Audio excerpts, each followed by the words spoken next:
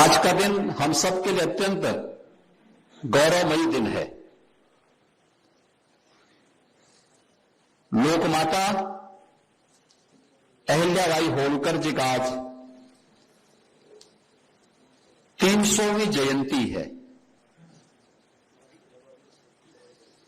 और 300वीं जयंती वर्ष के साथ ही यह वर्ष भारत के संविधान को लागू होने का अमृत महोत्सव का वर्ष भी है। भारत रत्न बाबा साहब डॉक्टर भीमराव अंबेडकर जी के नेतृत्व में भारत की संविधान सभा की जिस ड्राफ्टिंग कमेटी ने भारत के संविधान को बनाया था, उस संविधान के प्रति हम सब की प्रतिबद्धता और समर्पण का प्रतीक भारत की विरासत की भूमि उत्तर प्रदेश के अंदर हमारी प्रयागराज की भूमि है। प्राचीन काल से ही यह भूमि मां गंगा, मां यमुना और मां सरस्वती की त्रिवेणी के साथ ही आधुनिक भारत के धर्म, ज्ञान और न्याय की भूमि के रूप में भी प्रयागराज देश और दुनिया का ध्यान आकर्षित करता है। प्रयागराज की भूमि महाकुंभ की भूमि भी है और महाकुंभ का दर्शन करके, महाकुंभ में त्रिवेणी में के संगम में डुबकी लगा करके कौन ऐसा भारतीय रहा होगा जिसने अपने आप को अपनी विरासत के साथ जोड़ने में गौरव की अनुभूति न किया हो। और मैं इस अवसर पर, इस प्रयागराज की इस पावन धरा पर आज भारत के माननीय न्यायाधिपति, मुख्य न्यायाधिपति माननीय श्री गवई जी और उच्चतम न्यायालय के हमारे इतने शीर्ष माननीय न्यायमूर्तिगण आज यहां पर उपस्थित हुए हैं और केंद्रीय कानून मंत्री भी इस अवसर पर उपस्थित हुए हैं। तो मैं उत्तर प्रदेश की सरकार की ओर से, उत्तर प्रदेश वासियों की ओर से और आप सभी अधिवक्ताओं की ओर से भी उनका हृदय से स्वागत और अभिनंदन करता हूं। याद करिए, इसी इलाहाबाद उच्च न्यायालय में 2018 में, 2017 में देश के यशस्वी प्रधानमंत्री जी का आगमन हुआ था और उस समय उन्होंने एक बात कही थी कि सुशासन की पहली शर्त है रूल ऑफ लॉ, ये कानून का शासन। तो कानून का शासन, इसमें बार और बेंच के साथ साथ वादकारी का महत्व भी उतना ही है और उतना ही महत्व होने के नाते हम लोग अक्सर देखते थे, लोग बोलते थे इस बारे में कि अधिवक्ता बड़ा गुस्सेल होता है। तो हम बोलते थे, भाई देखो किन परिस्थितियों में कार्य कर रहा है। घर की परिस्थिति अलग, न्यायालय की अलग, और जब उसके चैम्बर में कोई वादकारी जाता है तो दिन में ही उसको सूरज दिखाई देता था, तारे दिखाई देते थे, टूटा हुआ चैम्बर,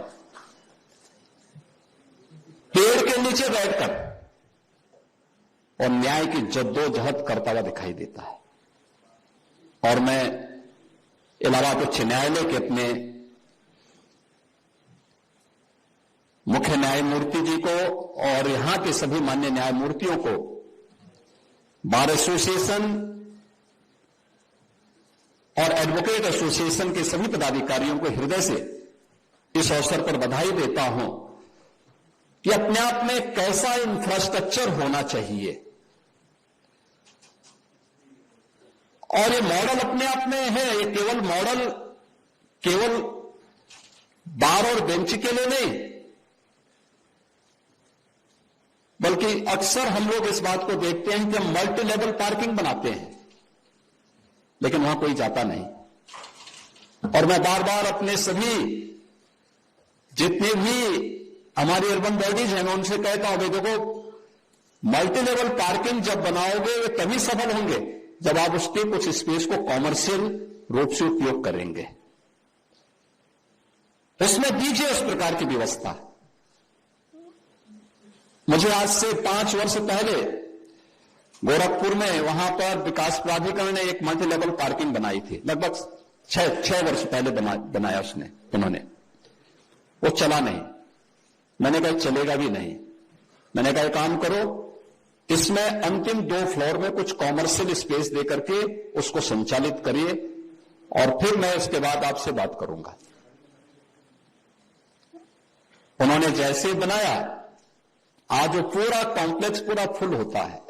जो लोग सड़कों पर अपने वाहन खड़ा करते थे, जहां तहां खड़ा करते थे, वे लोग भी अब वहां उस मल्टी लेवल पार्किंग में अपने वाहन खड़ा करते हैं और कॉम्प्लेक्स में जाकर के वहां की सुविधाओं का आनंद भी लेते हैं।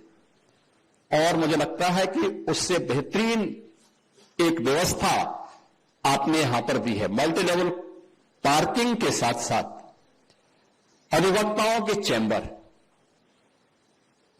उनके लिए कैफेटेरिया भी दिया है, आधुनिक किचन भी दिया है और सभी प्रकार के कॉन्फ्रेंसेस के लिए भी यहां पर उस प्रकार की सुविधा यहां पर आज एक साथ देखने को मिल रही है। और यह इंफ्रास्ट्रक्चर के लिए एक नया मॉडल हो सकता है कि अधिवक्ताओं के चैम्बर, और मैं मानता हूं कि अब ये वातानुकूलित चैम्बर आपके गुस्से को कुछ शांत जरूर करेगा।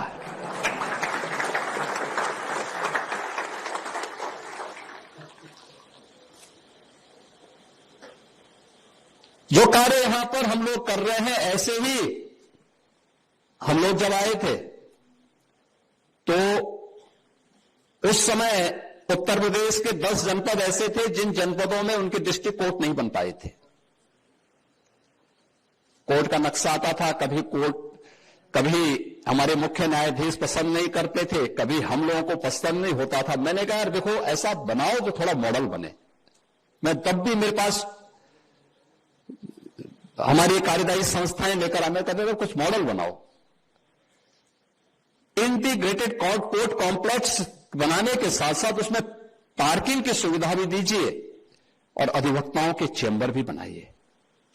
अधिवक्ताओं को आप उससे अलग मत करिए, अच्छी सुविधा दीजिए। और मुझे बताते हुए प्रसन्नता है कि जो प्रपोजल हम लोगों ने दिया था, उनमें से 7 जनपदों को तो यहां से अप्रूवल मिल चुका है और हमने उसके लिए पैसा भी 1700 करोड़ रुपए उसके लिए हम जारी कर चुके हैं। 3 अन्य जनपदों के लिए उन मामलों को भी बड़ी कृपा से यहां से, वे मामले न्यायालय में ही लंबित थे, उनका निस्तारण भी हो चुका है और उनको भी हम लोग उन जनपदों में दे रहे हैं। ये अपने आप में एक मॉडल बनने जा रहा है, क्योंकि इंटीग्रेटेड कोर्ट कॉम्प्लेक्स जब बनेगा, एक छत के नीचे सभी प्रकार की सुविधाएं, न्यायिक कार्यों से संबंधित सुविधाएं वादकारी को वहां प्राप्त हो पाएंगी। अधिवक्ताओं के लिए अच्छे चैम्बर भी वहां उपलब्ध होंगे, कार पार्किंग की सुविधा भी होगी और उसी कॉम्प्लेक्स में हम न्यायमूर्तियों के लिए या फिर वहां के लिए जो न्यायिक अधिकारी हैं, उन न्यायिक अधिकारियों के लिए आवासीय सुविधा भी वहां पे उपलब्ध करवाने की व्यवस्था कर रहे हैं। और ये अपने आप में अच्छे एक कॉम्प्लेक्स के निर्माण की दिशा में जो प्रयास प्रारंभ हुआ है, यह भी अपने आप में एक मॉडल बनेगा। इसके अलावा केंद्र और राज्य सरकार मिलकर के जनपदीय न्यायालयों में भी अधिक से अधिक सुविधाएं उपलब्ध करवाने के साथ साथ अधिवक्ताओं की उन समस्याओं के समाधान के लिए भी जो अधिवक्ता निधि थी, अधिवक्ता निधि की राशि को हम लोगों ने 1.5 लाख से बढ़ा के 5 लाख कर दिया है और आयु सीमा को भी बढ़ा करके अब 70 वर्ष का, 60 साल से बढ़ा के 70 वर्ष कर दिया है। उसके लिए कॉर्पस फंड भी हमने 500 करोड़ रुपए अलग से दे दिया है कि न्यासी समिति इस पैसे का उपयोग समय समय पर, जैसे ही किसी अधिवक्ता के साथ कोई घटना दुर्घटना हो तो उस अधिवक्ता समिति की, न्यासी समिति उस परिवार को यह सुविधा तत्काल उपलब्ध करवा दे। अन्य सुविधाओं के साथ साथ जो नए अधिवक्ता बन रहे हैं, उन नए अधिवक्ताओं को पहले 3 वर्ष तक उनके जर्नल के लिए, उनकी मैगजीन के लिए, अन्य पुस्तकों के लिए भी हम लोग यहां से सहायता उपलब्ध करवा रहे हैं। आज के इस अवसर पर मैं राज्य सरकार की ओर से इस बात के लिए आश्वस्त करता हूं, आपका बेहतरीन इंफ्रास्ट्रक्चर हमें इस बात के लिए आश्वस्त करता है कि न्याय की गति इतनी ही तेजी से बढ़कर के प्रगति को एक नया आयाम देगी। और यह इस बात का उदाहरण भी है, क्योंकि हमारे लिए बहुत कठिन होता, अत्यंत चुनौतीपूर्ण होता। प्रयागराज में महाकुंभ का आयोजन सफलतापूर्वक हुआ। 66 करोड़ से अधिक देश और विदेश से आने वाला श्रद्धालु जो भी आया अभिभूत होकर के गया। लेकिन इसमें बड़ी भूमिका हमारे इलाहाबाद उच्च न्यायालय की भी है।